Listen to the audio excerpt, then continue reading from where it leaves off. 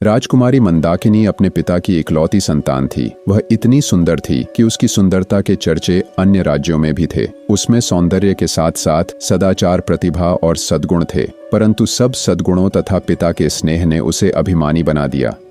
उसका अहंकार इतना बढ़ गया था कि वह किसी दूसरे को अपने सामने कुछ समझती ही नहीं थी। अनेक राजकुमारों ने उससे विवाह चाहा, किंतु किसी को वह अपने योग्य माने। तब तो राजकुमार की अवस्था दिनों दिन बढ़ती जा रही थी। महाराज को लोक निंदा का भय था।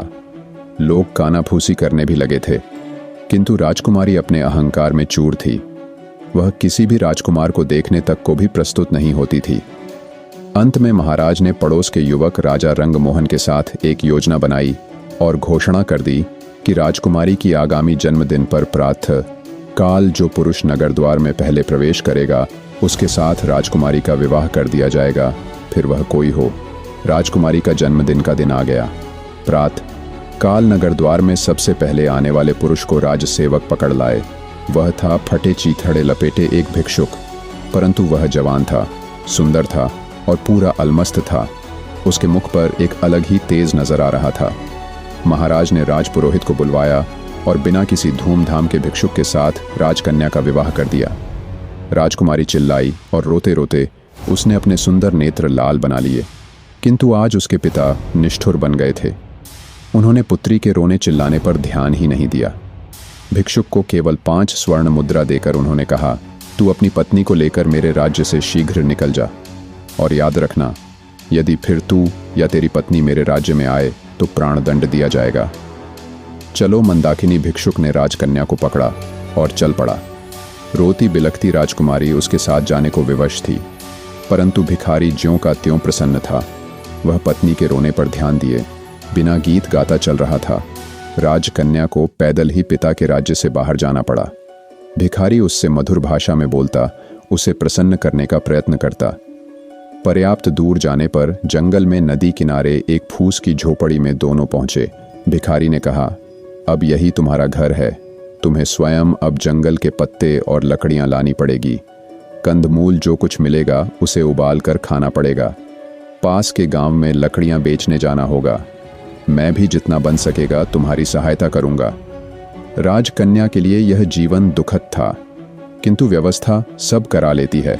उसे एक ही सुख था कि भिखारी उसके साथ बहुत प्रेमपूर्ण करता था। कुछ दिन ऐसे ही बीत गए। फिर एक दिन भिखारी ने झोपड़ी छोड़ दी और मंदाकिनी को लेकर एक गांव में आया। वहां वे दोनों एक खंडहर जैसे घर में रहने लगे। भिखारी कहीं से कुछ पैसे ले आया और उससे उसने मिट्टी के बर्तन खरीदे। पत्नी से कहा, इन बर्तनों को बाजार में ले जाकर बेच आओ। किसी समय जो राजकन्या थी उसके लिए सिर पर बर्तन उठाकर बाजार में जाना बड़ा कठिन काम था, किंतु मरती किया करती उसे जाना पड़ा। भिखारी ने उसे स्पष्ट कह दिया कि यदि उसकी आज्ञा का पालन न करना हो तो वह मंदाकिनी को छोड़कर चला जाएगा। बेचारी मंदाकिनी बर्तन सिर पर उठाकर बाजार गई। उसे बर्तन बेचना तो आता नहीं था, दूसरों से नम्र व्यवहार करना भी नहीं आता था। बाजार में बर्तन वह उनके पास खड़ी रही, क्योंकि जमीन पर बैठना उसे बहुत बुरा लग रहा था। उसे कुछ ही देर वहां खड़े हुई थी कि एक घुड़सवार युवक बाजार में आया। उसने मंदाकिनी से बर्तनों के दाम पूछे। मंदाकिनी ने रूखे स्वर में दाम बताए तो घुड़सवार लौट पड़ा। मोड़ते समय उसका घोड़ा भड़क उठा। फलत घोड़े के पैरों की ठोकर से सब बर्तन फुट गए। घुड़सवार बिना कोई ध्यान दिए वहां से चला गया। अब मंदाकिनी को टो तो खून नहीं। बेचारी रोती हुई घर लौटी। भिखारी आते ही क्रोधित होगा, यह बात सोच सोचकर उसे के प्राण सूखे जा रहे थे। भिखारी आया तो देखा, रो रो कर मंदाकिनी की आंखें सूज गई थीं। वह कुछ नहीं बोला, परंतु दूसरे दिन कहा, मंदाकिनी तुम्हें कुछ नहीं आता। मिट्टी के सभी बर्तन टूट गए। अब हम दोनों का निवारण कैसे होगा? एक उपाय है, नगर में चलते हैं। सुना है राजा रंगमोहन बहुत दयालु है। उसकी पाकशाला में तुम्हें कोई नौकरी दिलवाने का प्रयत्न करूंगा। तुम्हें काम मिल जाए तो तुम्हारी ओर से निश्चित होकर मैं भी कहीं अच्छे पैसे वाला ढंग का काम ढूंढ लूंगा। कुछ धन एकत्र हो जाने पर कोई व्यापार कर लूंगा और तब तुम्हें भी अपने पास बुला लूंगा। राजा रंगमोहन का नाम सुनकर मंदाकिनी ने लंबी सांस ली। एक समय इस नरेश ने उससे विवाह का प्रस्ताव किया था। आज वह राजरानी होती, किंतु हाय रे, यह घमंड आज उसी राज्य भवन में वह दासी बनने जा रही है। जाने के अतिरिक्त कोई दूसरा रास्ता नहीं था। मंदाकिनी नगर में गई और राजा की पाकशाला में उसे नौकरी मिल गई। भिखारी उससे विदा होकर कहीं चला गया। मंदाकिनी का गर्व नष्ट हो गया था, उसका स्वभाव बदल गया था। अब वह अत्यंत विनम्र, परिश्रमी और सावधान सेविका बन गई थी। रसोई घर की अध्यक्षा रंभा कुमारी उसके अत्यंत संतुष्ट थी।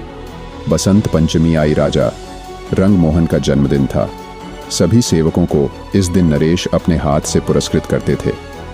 दूसरी सेविका के साथ मंदाकिनी को भी राजसभा में जाना पड़ा। जब सब सेवक पुरस्कृत हो चुके और सब सेविकाएं भी पुरस्कार पा चुकी, तब उसे पुकारा गया।